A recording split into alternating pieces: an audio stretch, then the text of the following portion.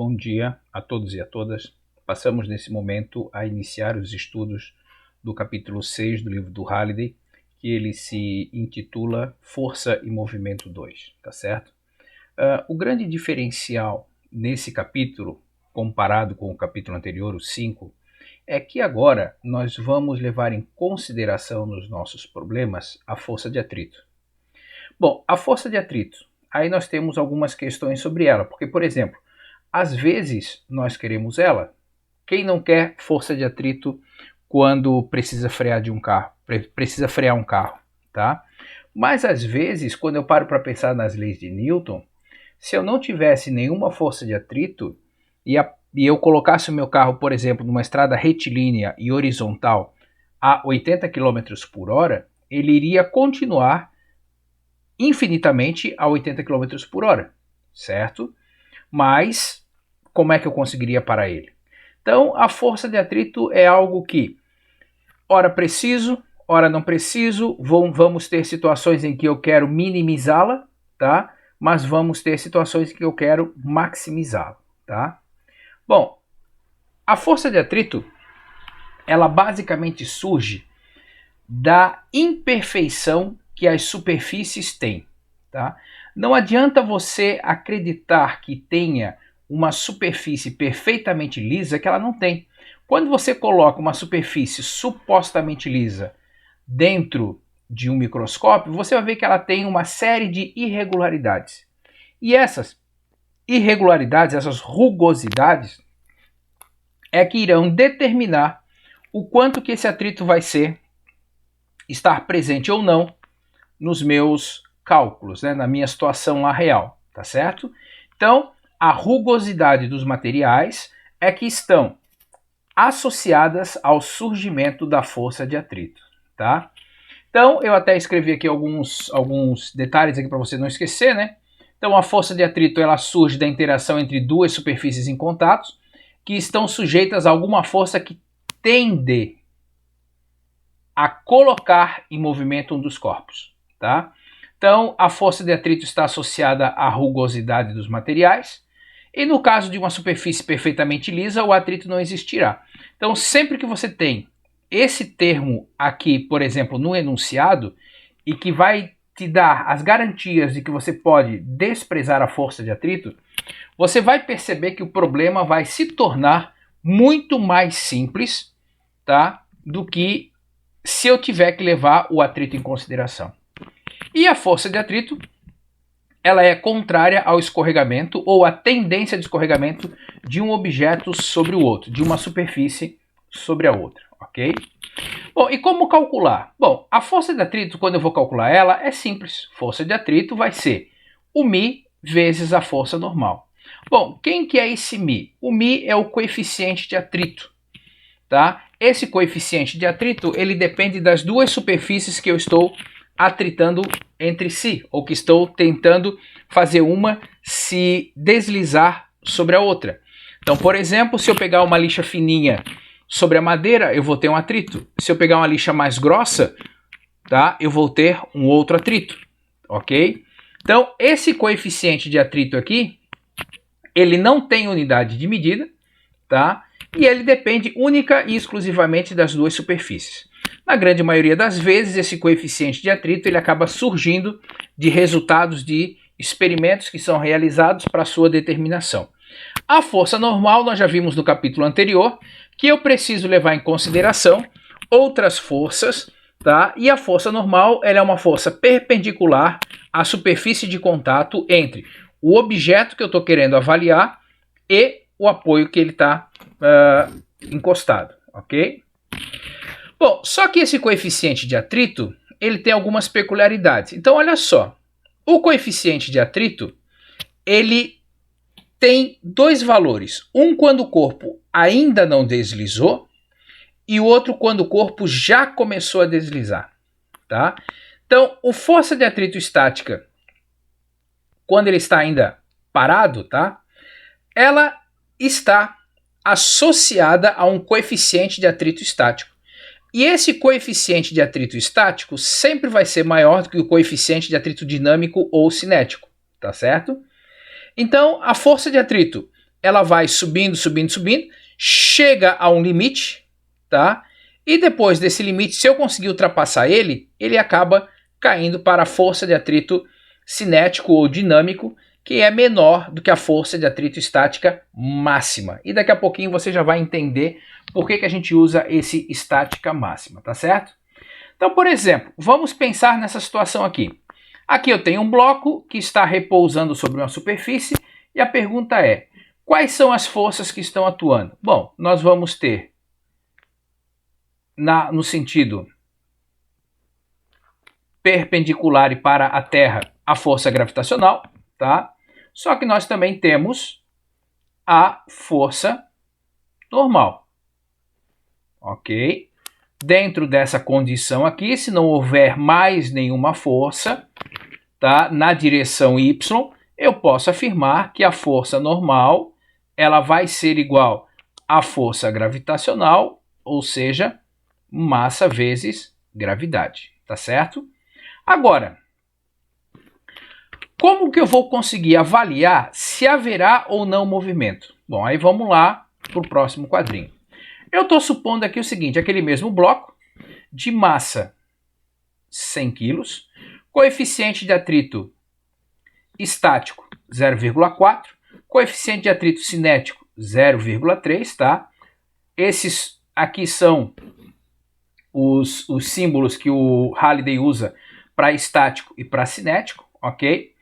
Mas só que agora eu vou pensar o seguinte, para eu poder calcular essa força de atrito, a minha força de atrito vai ser o coeficiente vezes a força normal, certo? Então, olha só. Então, eu tenho aqui a força gravitacional, tenho aqui a força normal, supondo que sejam as duas únicas forças que estão agindo na direção y, aqui na direção vertical, né? Eu vou poder afirmar que essa força normal é igual à força gravitacional, tá? Ou seja, a força normal vai ser a massa vezes a aceleração gravitacional, ou a força normal vai ser a massa que eu estou supondo que é 100 newtons. O Halliday sempre usa para aceleração gravitacional 9,8. Então a minha força normal ela vai valer 980 newtons, certo? Bom, agora, para eu calcular essas duas forças, então vamos lá. Então, vou colocar aqui para cima. Então, eu vou começar calculando a força de atrito estática máxima, que eu vou levar em consideração o coeficiente de atrito estático vezes a força normal. Supondo os valores que eu coloquei, o coeficiente de atrito estático está valendo 0,4, a força normal está valendo 980, e dessa forma, a minha força de atrito estática máxima, ela vai valer 392 newtons. Fazendo os mesmos cálculos, só que para a força de atrito cinética, eu vou levar em consideração o coeficiente de atrito cinético vezes a minha força normal, ou seja, o 0,3, que é um valor dado, vezes a força normal, que nessas condições está valendo 980 newtons, e aí eu continuo o meu problema e consigo dizer o seguinte, que a força de atrito cinético, ela vai valer 0,3 vezes 980, que vai fechar 294 newtons, certo? Bom, perceba que o fato de eu ter um coeficiente de atrito estático maior que o coeficiente de atrito cinético, a força de atrito estática máxima sempre vai ser maior do que a força de atrito cinética, tá certo? Agora, eu preciso analisar algumas situações sobre esses valores. Então vamos pensar o seguinte, ó. Eu vou adicionar aqui uma página. Deixa eu voltar aqui para a página anterior, tá? Deixa eu poder baixar aqui. E vamos pensar o seguinte. tá? Se eu começo a pensar na possibilidade de empurrar esse bloco para lá, por uma força F, tá? Então, olha só, pela segunda lei de Newton, independente desse valor, tá? Força resultante é massa vezes aceleração. Se a força resultante for diferente de zero, eu vou ter que ter uma aceleração diferente de zero, ou seja, esse objeto vai começar a andar. Então, olha só, eu vou supor que, numa condição inicial, a velocidade dele é zero. Sendo a velocidade dele zero, eu vou fazer aqui algumas ponderações para montar uma tabela. Tá ok? E nessa tabela eu vou dizer qual é o valor da minha força em Newton, qual é o valor da minha força de atrito que vai estar atuando naquele momento em Newton, tá? E eu vou avaliar se vai haver ou não movimento, tá? Então, o que eu vou poder falar sobre a velocidade dele? Então, se a minha força inicialmente é zero, óbvio que a minha força de atrito é zero e o objeto está parado. Agora, se eu começo a aumentar a minha força, tá? Eu começo a perceber o seguinte. Vamos supor que eu estou fazendo uma força de 100 newtons. Quando eu olho aqui na minha tabela, a minha força de atrito estático máxima é de 392 newtons. Ela não está se movimentando. Então, inicialmente, eu vou ter oposto a essa força, a força de atrito. Certo? Então, essa força de atrito aqui, como ela não ultrapassou, como essa força não ultrapassou aqueles meus 392 newtons, tá? Eu continuo com uma força de atrito de 100 newtons, tá? E a velocidade continua sendo zero. Bom, perceba o seguinte, que se eu tivesse colocado aqui como sendo força de atrito os meus 392 newtons, que são a força de atrito estática máxima, eu passaria a ter uma força resultante voltada para a esquerda aqui. E nesse caso, eu estou fazendo uma força de 100 newtons, empurrando o bloco para a direita, tentando empurrar o bloco para a direita, mas a força de atrito, por ser maior, vem e me empurra para o outro lado. Então isso tem uma incoerência. Imagina você tentando empurrar uma mesa. Então quando você tenta empurrar uma mesa, você não consegue, mas nem por isso a mesa vem e te atropela. Tá? Então eu tenho que parar e avaliar. Então, se está parado, ele vai continuar parado, ok? Bom, se eu aumento a minha força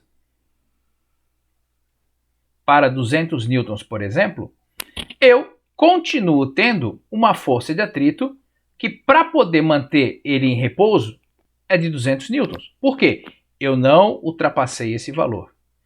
Dentro dessa perspectiva, para não ser muito repetitivo, tá? Então, olha só, eu posso fazer com que essa força aqui chegue até a 392 newtons. Por quê? Ela consegue resistir com 392 newtons e ele continua parado. A partir do momento que eu rompi essa barreira dos 392 newtons, fiz alguma força a mais, por exemplo, 395 newtons, tá? Bom, 395 newtons, tá? Ele inicia o movimento, a minha velocidade passa a ser diferente de zero. Então, nesse caso aqui, a força de atrito que passa a atuar sobre o meu sistema é a força de atrito cinética, tá? Que nesse caso aqui, conforme os cálculos, ela vale 294 newtons. Ou seja, eu tenho aqui uma força resultante que é diferente de zero, tá? É só eu parar para pensar que a força resultante vai ficar 395 menos 294. E se eu tenho uma força resultante diferente de zero, a minha aceleração também vai ser diferente de zero. E aí, então, o objeto entra em movimento. Então, olha só, eu não posso esquecer do seguinte. Enquanto uma força tenta empurrar o objeto, mas ele não adquire movimento, se eu faço x newtons, deixa eu colocar aqui uma cor vermelha para realçar mais, se eu faço x newtons, tá? A minha força de atrito também vai valer x newtons, ok? Enquanto ele não adquire movimento. A partir do momento em que ele adquirir o movimento, aí o que eu vou ter? Eu vou ter a força de atrito cinética atuando. E pelo gráfico que a gente tinha aqui, ó, tá?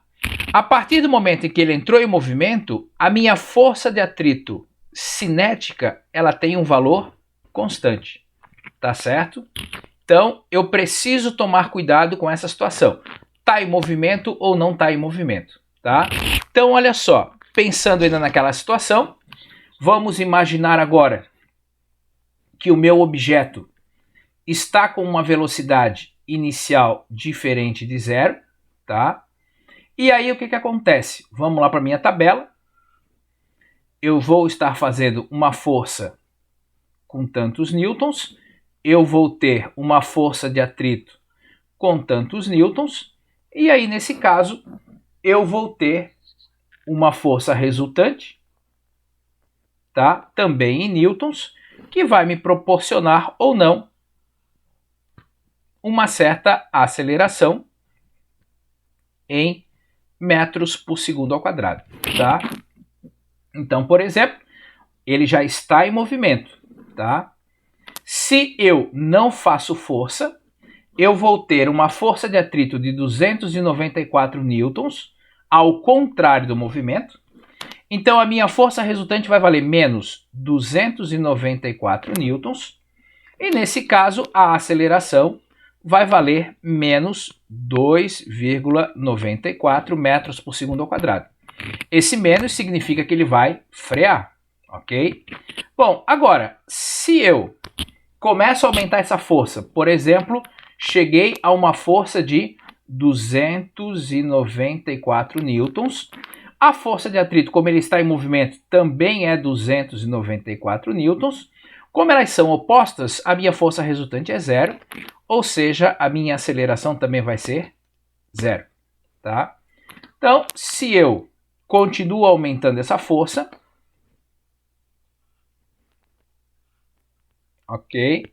Então, por exemplo, eu cheguei aqui a 394 newtons.